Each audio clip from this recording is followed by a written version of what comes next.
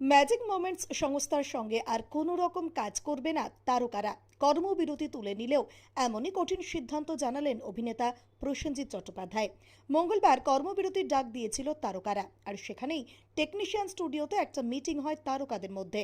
সেখানে উপস্থিত ছিলেন প্রসেনজিৎ চট্টোপাধ্যায় থেকে শুরু করে ঋতুপর্ণা সেনগুপ্ত, দেব, কোয়েল মল্লিক, রঞ্জিত মল্লিক, শুভশ্রী গাঙ্গুলি, যিশু সেনগুপ্ত সহ আরও অনেকে। সেইভাবে আমাদের ফিল্মের প্রডিউসার ফিল্মের কাজের ধরনটা আলাদা বলে তাদের সঙ্গে আলাদা বসে ঠিক একই রকমভাবে ইভেন ইন্স্যুরেন্স থেকে শুরু করে এটা টেলিভিশনের জন্য, ফিল্মের জন্য এবং পুরো সিনেমা যাতে ইনশিওর্ড হয়, যেটা অল ইন্ডিয়াতে আছে, সেই ইন্স্যুরেন্সের জায়গা থেকে শুরু করে সবটা তারা আমাদের সঙ্গে আছেন। আমি আবার বলছি, এটার ফ্যামিলির মতন এবং তারও লেখাপড়া হয়েছে, সেটাও হয়তো 3-4 দিনের মধ্যে 5 দিনের মধ্যে কিছু কিছু কাজ আছে।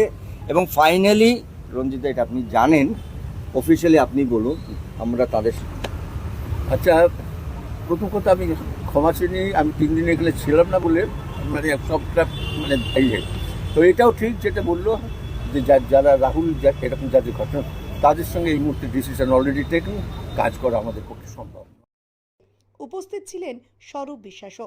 এই মিটিংয়ে তারকারা সিদ্ধান্ত নেন আগামীকাল থেকে তারা আবার শুটিংয়ে ফিরবেন, প্রত্যাহার করে নিলেন কর্মবিরতি। তবে ম্যাজিক মোমেন্টস প্রোডাকশন হাউসের সঙ্গে কোনো রকম সম্পর্কও তারা আর রাখবেন না। সব প্রযোজনা সংস্থার কাজ শুরু হলেও ম্যাজিক মোমেন্টসের কোনো রকম কাজ শুরু হবে না। ওই সংস্থার সঙ্গে যুক্ত কোনো ব্যক্তির সঙ্গে কোনো রকম কাজ আর এখন থেকে হবে না। রাহুল মৃত্যুর কাণ্ডের সঠিক উত্তরের দাবিতে এমনই সিদ্ধান্ত নিলেন তারকারা। তারা আসল কারণ জানতে চায়, কিভাবে এই তরতাজা প্রাণ অকালে চলে গেল।